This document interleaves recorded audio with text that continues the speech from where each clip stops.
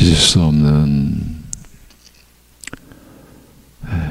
영혼의 허물과 죄악을 아들의 피로 씻어 정결케 하시고 온전케 하시는 우리 아버지 하나님, 그 권능과 지혜와 사랑으로 우리가 어제도 오늘도 앞으로도 살아갈 것을 믿게 하여 주신 그 은혜 안에서 우리의 마음과 생각의 진행과 과정과 이루어짐이 오직 하나님의 뜻을, 하나님의 말씀을 따를 수 있도록 우리를 붙들어 주옵시고 우리를 다스려 주옵시고 우리를 인도하여 주시옵소서.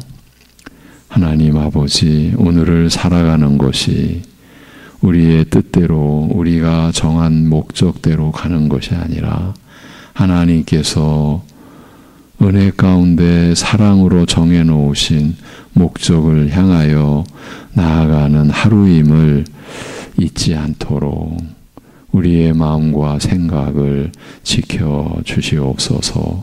예수님의 이름으로 기도합니다. 아멘. 로마서 3장 19절에서 21절입니다.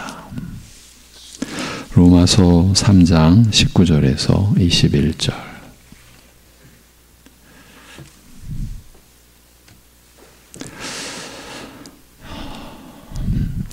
같이 보시겠습니다. 19절부터입니다.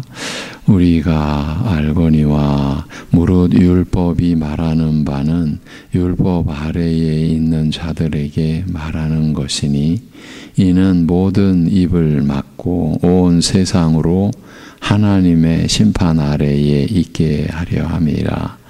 그러므로 율법의 행위로 그의 앞에 의롭다 하심을 얻을 육체가 없나니 율법으로는 죄를 깨달음이니라. 이제는 율법 외에 하나님의 한 의가 나타났으니 율법과 선지자들에게 증거를 받은 것이라. 아멘. 어제는 자기 의의 뿌리를 들춰보고자 했습니다. 사실은 소망사항이라고 해야겠지요. 우리가 어찌 다 볼 수 있겠습니까만 할 수 있는 한 보려고 했습니다. 그래서 겉으로 드러나는 것들 안에 감추어져 있는 것들을 보자고 했습니다.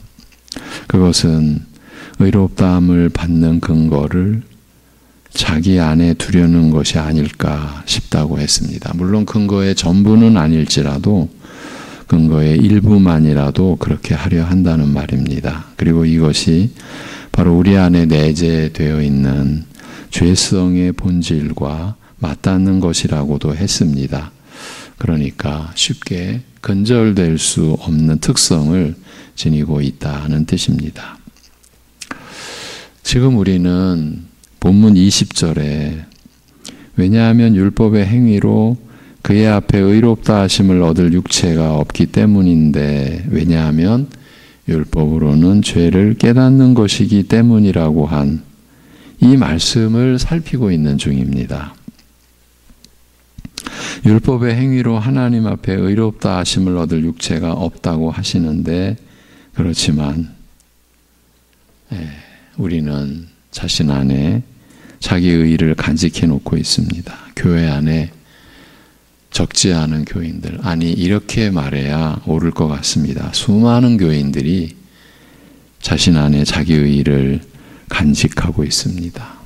아예 교회 자체가 자기 의의를 가져야 한다고 부추기기까지 합니다.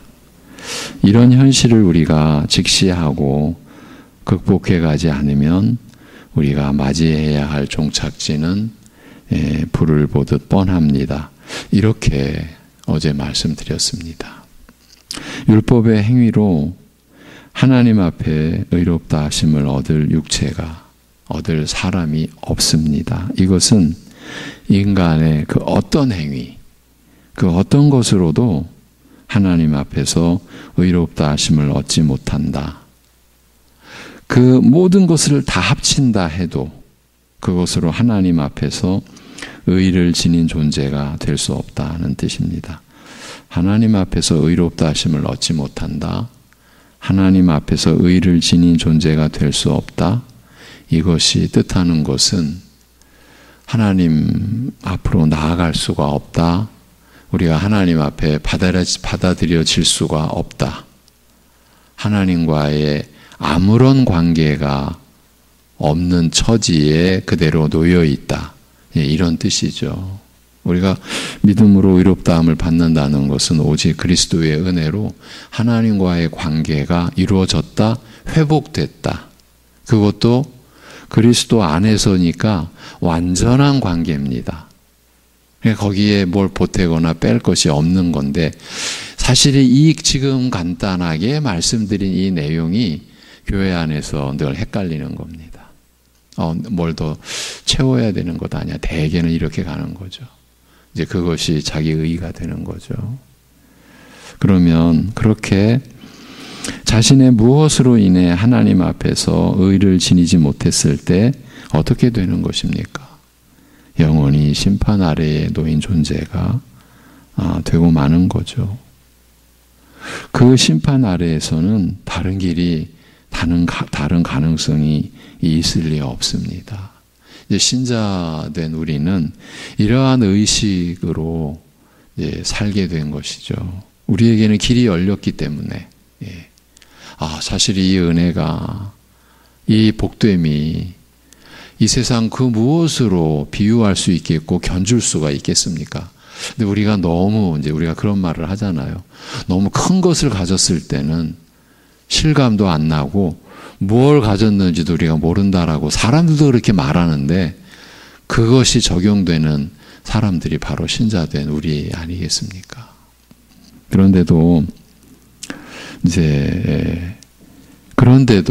자신 안에 하나님 앞에서 의롭다 하심을 얻을 수 있는 일에 근거가 될 만한 것이 있다고 많은 사람들은 여기고 있습니다. 이 의식이 어떻게 실제로 작용하느냐 하면, 그리스도를 믿음으로 하나님 앞에 의롭다 하심을 얻은 것을 알고 그렇게 믿지만 내 안에도, 자기 안에도 그렇게 하나님 앞에 의롭다 하심을 얻을 수 있는 근거가 될 만한 것이 있다고, 그리고 내가 행한 것이, 내가 이룬 것이 바로 그 근거를 입증하는 것이라고 하는 것입니다. 내가 행한 것, 내가 이룬 것을 바로 자기 의라고 할 수 있습니다. 결국은 하나님 앞에 의롭다함을 얻는 근거가 그리스도에게만이 아니라 자신 안에도 있다. 그 근거가 자신 안에도 있다는 것이고, 그 점을 증명하는 것이 자신이 행하고 이룬 자기 의라고 하는 것입니다. 그러니까 사람들이 신자들이라 해도 자기 의에 집착하게 되는 것입니다. 그것이 있어야 자기 안에 하나님 앞에 의롭다함을 얻는 근거가 있다고 할 수 있으니까요. 어떻게 이렇게 될 수 있을까요? 질문을 달리하면, 왜 그렇게 자기 안에도 하나님 앞에 의롭다함을 얻는 근거가 있다는 것을 확인하려는 것일까요? 자기 의를 놓지 않는 것은 이것 때문이지 않습니까? 자기 의가 있어야 하나님 앞에 의롭다함을 얻는 근거가 자기 안에도 있다고 확신할 수 있으니까요. 그래서 우리 자신에게 질문을 한 겁니다. 왜 자기 의를 가지고 자기 안에 하나님 앞에 의롭다함을 얻는 근거가 있다고 여기고자 하는 것일까요? 왜 그렇게 여기고 싶어 할까요? 어제 이 질문에 대한 한쪽의 답을, 양쪽의 답이 있는데 한쪽의 답을 어설프지만 나눈 것으로 압니다. 한번 생각해 보자고 했지요. 이게 가능한 일이냐고요. 어떻게 우리가 스스로 하나님 앞에 의롭다함을 얻을 수 있는가? 자기 의가 있다고 해서 어떻게 그것이 하나님 앞에 의롭다함을 얻는 근거가 될 수 있다고 할 수 있는가? 그리고 본문의 말씀 앞에서 우리 스스로 정리했습니다. 답을 내렸죠. 불가능하다. 절대 가능치 않다. 지금 우리의 생각으로는 이건 가능한 일이 아니다. 절대 불가능하다라고 말입니다. 이제 그러나 현실로 들어가면 상황은 완전히 달라집니다. 예. 현실 속에서의 우리는 얼마든지 이 자기 의를 수용합니다. 이 사실이 무엇을 말해주는 것일까요? 그만큼 사람은 자신에게 집중하게 되어 있고 자기 중심이 되지 않을 수가 없고 자기 의를 세우지 않을 수가 없게 되어 있다는 바로 그 점입니다. 이것이 불순종으로 하나님을 떠나고 버린, 하나님을 불순종으로 떠나고 하나님을 버린 사람의 실체, 사람의 모습입니다. 그러니까 자신이 하나님이 되어야 되지 않습니까? 자기가 살아야 되고 자기의 모든 것을 자기가 책임져야 되니까. 그리고 이제 일반 관점에서는 그게 사람이라고 그러는 거죠. 그렇지, 사람이라면 자기 자신을 책임져야지. 이것이 사람이라고 오히려 세상에서는 일반적으로는 그렇게 말들을 하죠. 예. 그러나 그 모습이 자기에게 그렇게 나아가는 그것이 불순종으로 하나님을 떠나고 버린 사람의 모습입니다. 그리하여 오직 그리스도만이 우리가 하나님 앞에 의롭다 하심을 얻을 수 있는 근거가 되시는데도, 그럼에도 불구하고 우리는 그 근거가 내 안에도 있다고 하고 있고, 그때 그런 자신을 내세우는데 사용되는 것이 바로 자기 의인 것입니다. 여러분, 참 저로서는 언급하고 싶지 않으나 언급하지 않을 수가 없는 소위 알미니안주의 교회가 지금 세상을 지배한다라고 할 때, 여러분, 알미니안주의 교리가 지금 우리가 나누는 이 얘기입니다. 자기 것이 있어야 됩니다. 왜? 구원은 자기 하기 나름이니까. 예. 결국은 여러분, 이런 말들을 하잖아요. 동물을 물가로 끌고 가서 물을 마시라고 해도 결국 마시는 거는 자기가 아니냐, 이런 비슷한 얘기를 하잖아요. 끌고 갈 수는 있지만 마시게 하는 것은 못해. 못 마시게 해. 그건 자기가 마셔야지. 이거를 사람에게 가져다가 적용을 시켜버립니다. 이런 식인 거예요. 하나님이 다 해주셨어도 그래도 마시는 거는 자기가 마지막에 내가 마셔야지. 예. 이것이 저와 여러분이 이 시대 속에, 우리가 이 시대를 살고 있지 않습니까? 이 시대 속에 교회가 외친 복음이에요. 참된 복음이 아니죠. 갈라디아서가 말한 다른 복음이죠. 지금도 우리는 어쩌면 이 논리, 이 지금 원리 속에서 얼마든지 신앙생활을 할 수 있어요. 그러니까 사는 자체가 주님의 생명으로 사는 것인데 항상 그 생명이 내 것이라고 여기는 거예요.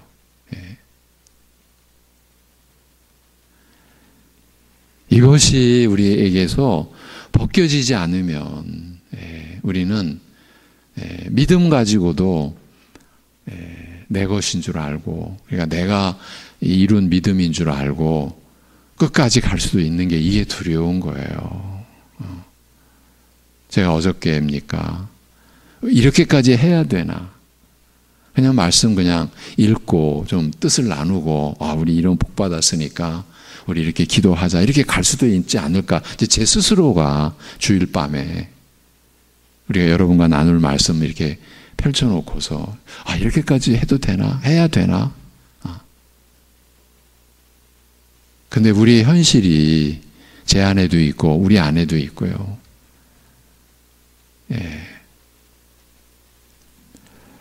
하나님의 생명으로 살아가면서 그 생명 자체에 대해서도 우리는 감사할 줄을 모르잖아요.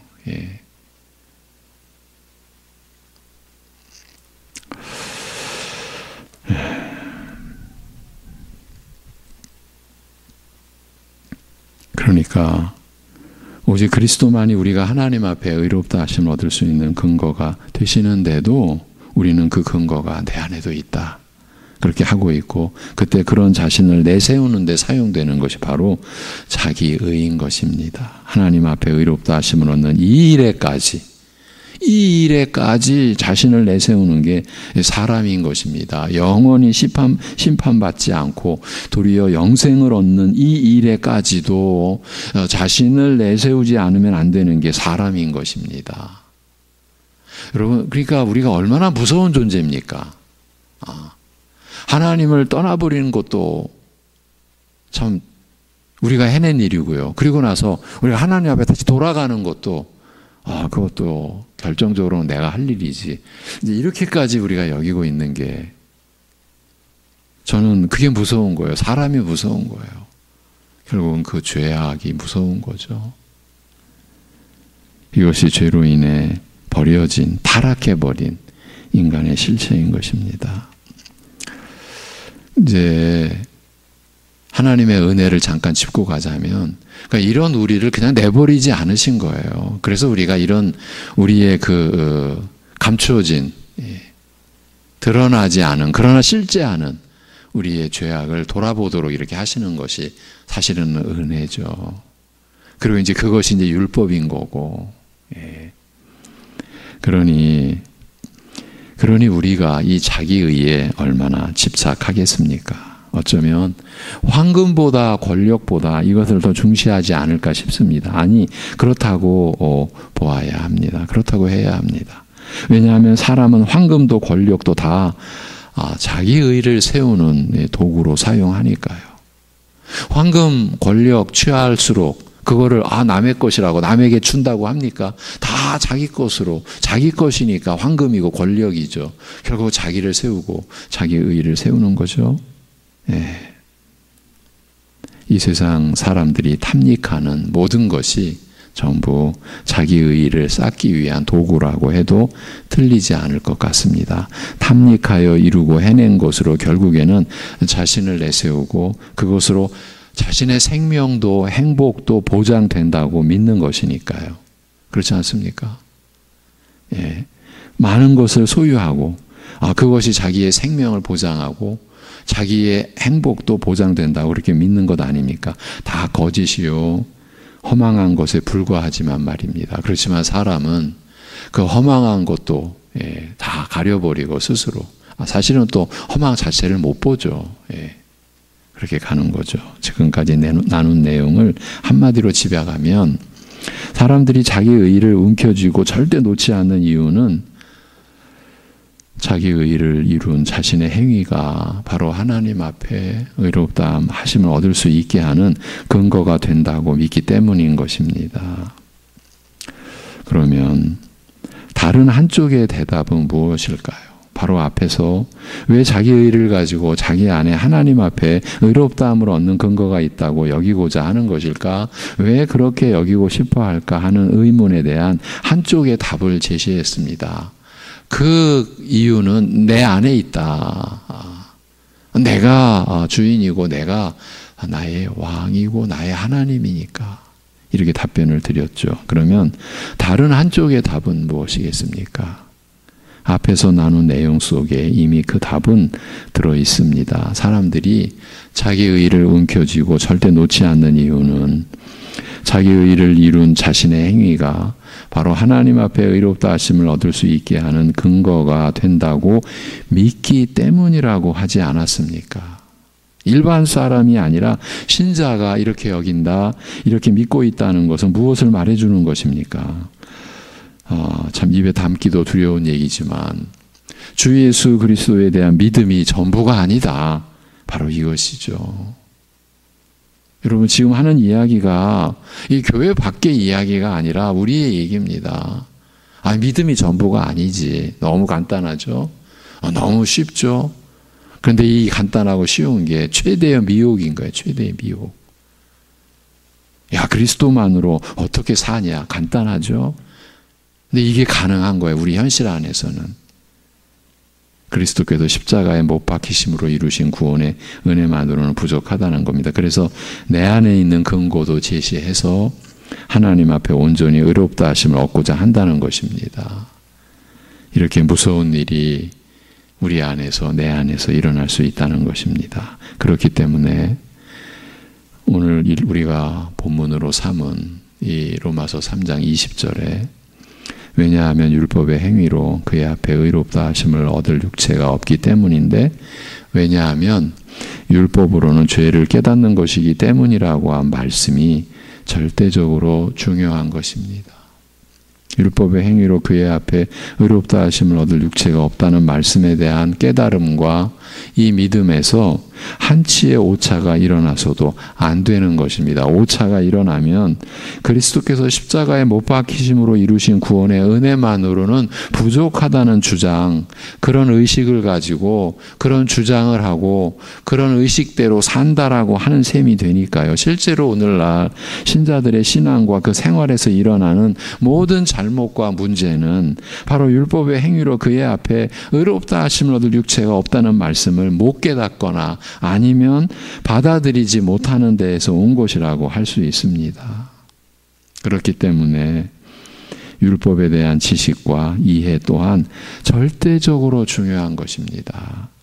그래서 이어지는 내용은 곧 율법에 관한 것이에요. 제가 여러분과 이제 하나님 앞에서 그 누구도 자신의 그 무엇으로 율법의 행위로까지도 하나님 앞에 의롭다 하심을 얻을 근거가 되지 않는다.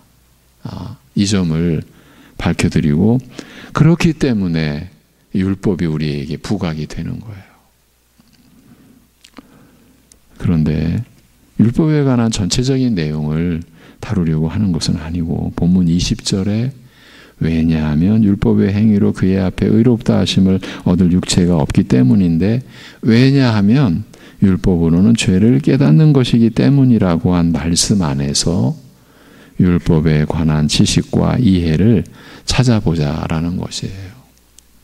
우리말로는 율법으로는 죄를 깨달음이라고 되어 있는데, 직역으로는 왜냐하면 율법을 통해서 죄의 지식이 있기 때문이다라는 뜻입니다. 좀 말이 투박하죠. 직역으로는 그렇습니다. 왜냐하면 죄의 인식은, 그러니까 죄를 생각하고 죄를 인식하는 것은 율법으로 말미암아서이기 때문이다. 이렇게 말할 수도 있습니다. 우리말로 좀 더 풀어보면 율법을 통해서 죄를 깨닫는 것이기 때문이라고 할 수 있습니다. 그러니까 죄에 대한 지식을 갖고 그 죄를 인식하게 되는 것은 율법으로 말미암는 것이라는 말입니다.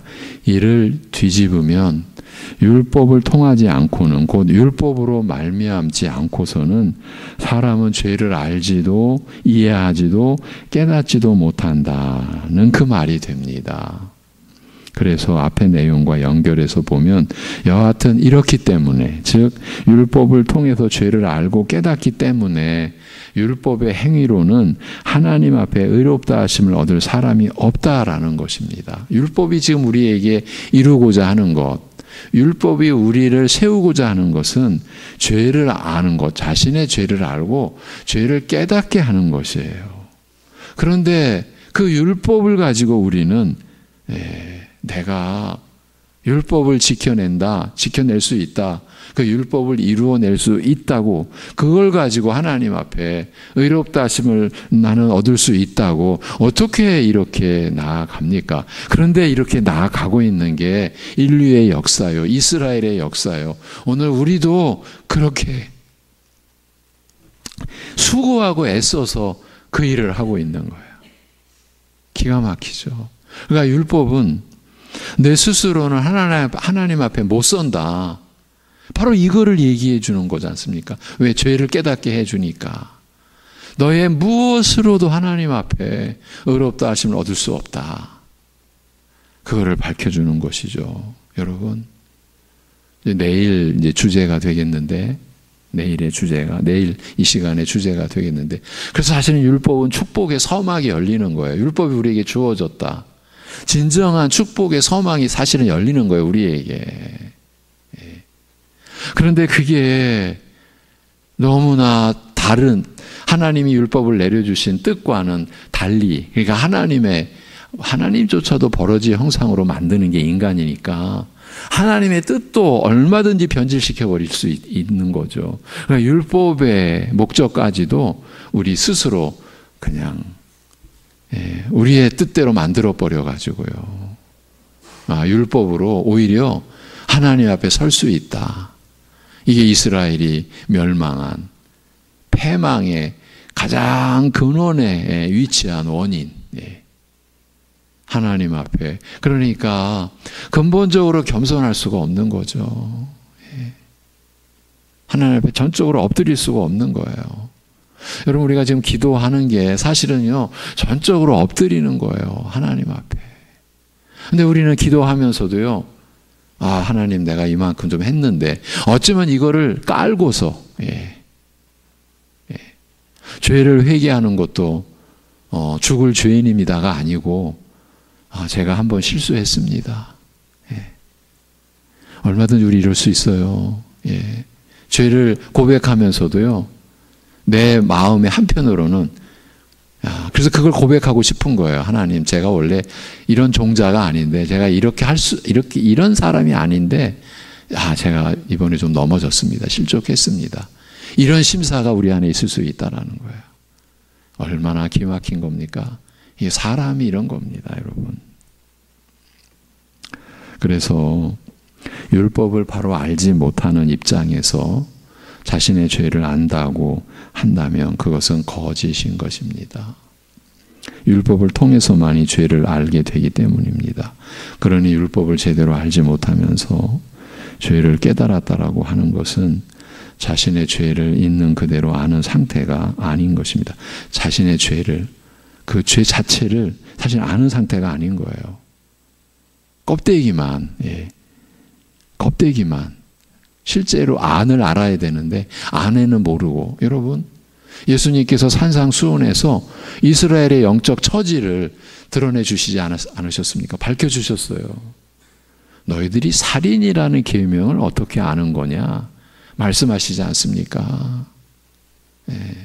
이스라엘이 알고 있었던 살인하지 말라는 계명은 하나님이 그 계명을 주신 뜻과는 너무나 거리가 멀었어요. 오늘 우리도 마찬가지입니다.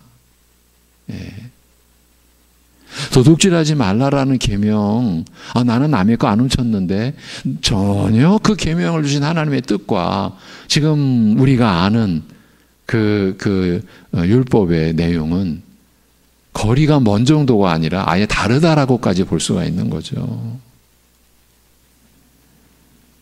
그렇게 율법을 제대로 알지 못하면서 죄를 깨달았다라고 하는 거는 이 자체가 거짓인 거예요. 어쩌면 우리들 중에서도 적지 않은 분들은 이런 처지에 있을 수도 있습니다. 자신의 죄를 모른 채로 있는 겁니다.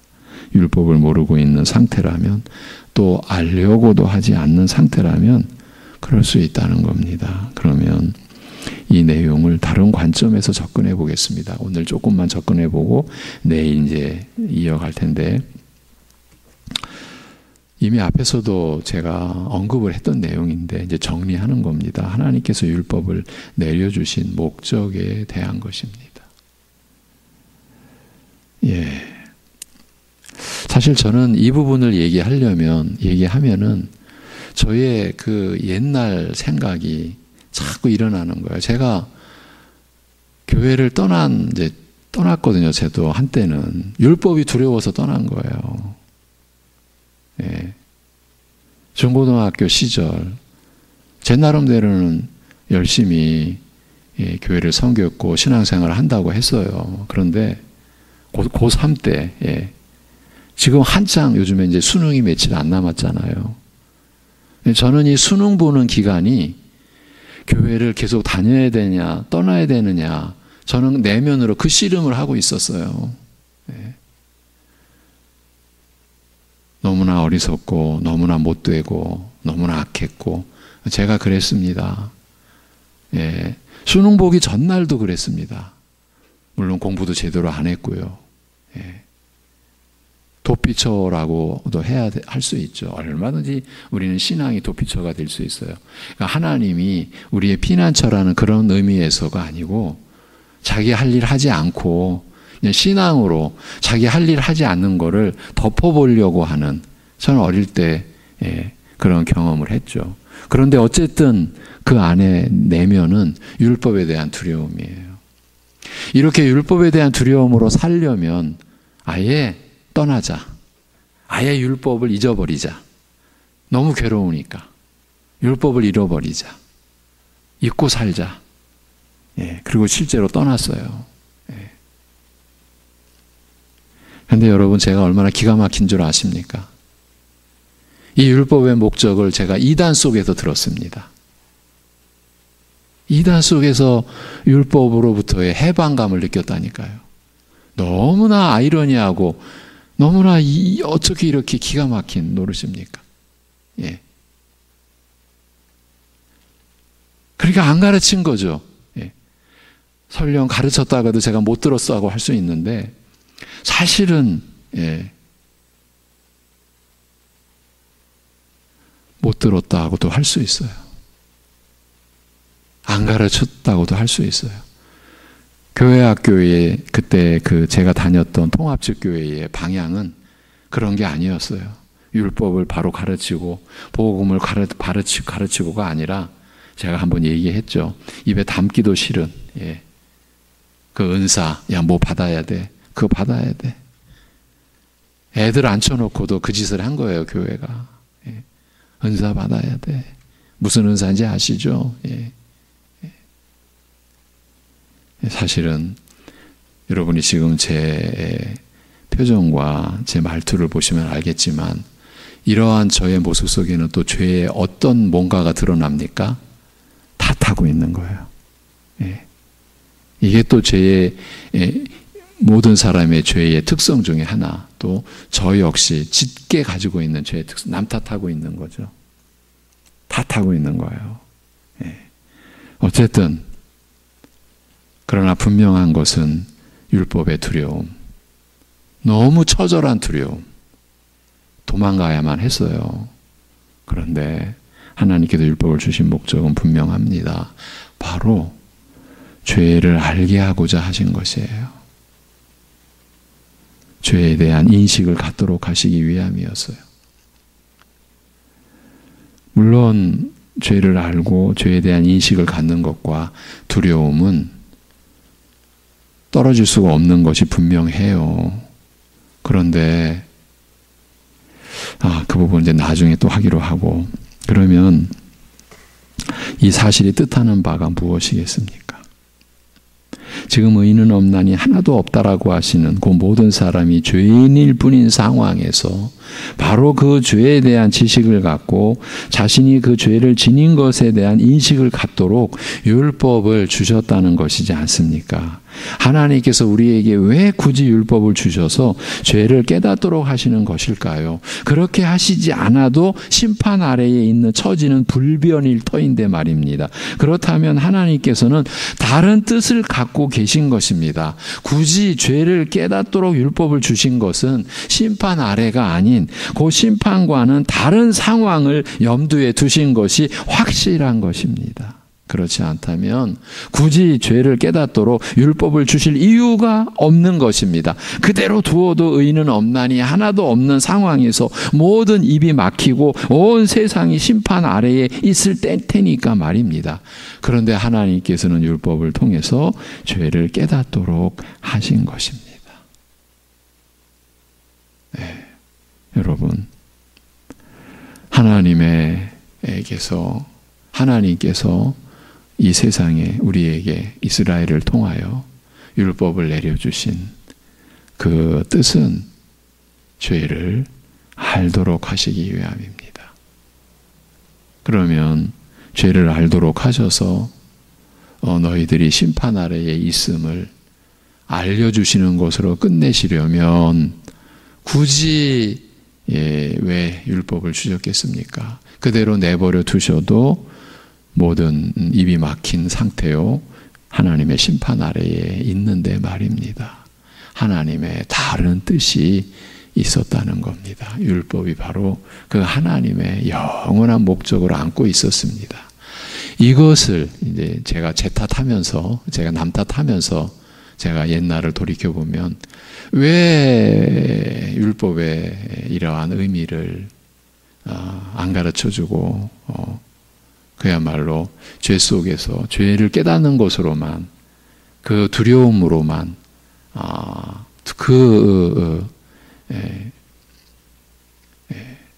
끝내도록 했는가? 제가 이제 그렇게 탓을 한 거죠. 자, 이 부분을 내일 좀 더 이어갈 텐데, 이제 벌써 여기서부터 이제 이 교회가 어떻게 변질됐는지, 여러분. 사실은요, 교회는 자유의 복음을 받은 교회예요. 그런데 이제 율법의 이제 종교가 되어 버렸거든요. 지금까지 자기 의의를 여러분과 나눈 거는요, 율법의 종교가 되어버린 기독교를 우리 나름대로 우리가 살기 위해서 분석한 거거든요. 그럼 율법의 종교가 뭐냐? 율법의 종교라는 건 이거죠. 하라 하지 마라. 우리는 교회를 그 수준에서 지금 못 벗어나고 있는 것은 아닌가? 여러분, 그렇다면요, 세상 모든 종교와 우리 기독교가 하나도 다르지 않아요. 똑같아요. 그런데 우리는 그런 현실을 지금 가고 있다고 봐야 될 것 같아요. 내일 나눌 거를 조금 더 언급을 했습니다. 기도하겠습니다. 하나님 아버지, 하나님의 의가 우리에게 임하게 되는 그 어두운 영적 배경, 우리의 죄악으로 인한, 허물로 인한 어두움의 실체를 우리 스스로 말씀을 통해서 알아가도록, 또 분명하게 더 인식하도록 무지하고 연약한 우리를, 이 또 연약한 종을 붙들어 주심에, 인도하여 주심에 감사합니다. 아버지 하나님, 우리가 하나님께서 우리에게 베풀어 주신 은혜의 그 진리의 그 진정한 그 내용과 실체를 성령님께서 깨닫게 해주시는 그 바른 실체를 우리가 지니고, 그리하여 하나님의 은혜와 사랑에 대한 분명한 확신과, 또 우리가 죄와 허물 속에서 어떻게 우리가 극복할 수 있었는지, 극복해 가고 있는지, 갈 수 있는지에 대한 분명한 깨달음에 이를 수 있는 은혜를 우리에게 허락하여 주시옵소서. 아버지 하나님, 오늘도 온갖 시험과 고난과 역경 속에서 특히 육신의 질고와 지금 바로 그 어려움에서 벗어나지 않으면 안 되는 그런 구체적이고 실제적으로 고통과 어려움 속에 있는 우리 지체들, 우리 가족과 이웃들을 불쌍히 여겨 주옵시고, 은혜 위에 은혜를 더하여 주옵시고, 하나님의 사랑을, 하나님의 함께하심을 믿음 안에서 알 수 있도록 성령께서 그 심령 안에서 역사하여 주시옵기를 간절히 빌면서 주 예수 그리스도의 이름으로 기도하옵나이다. 아멘.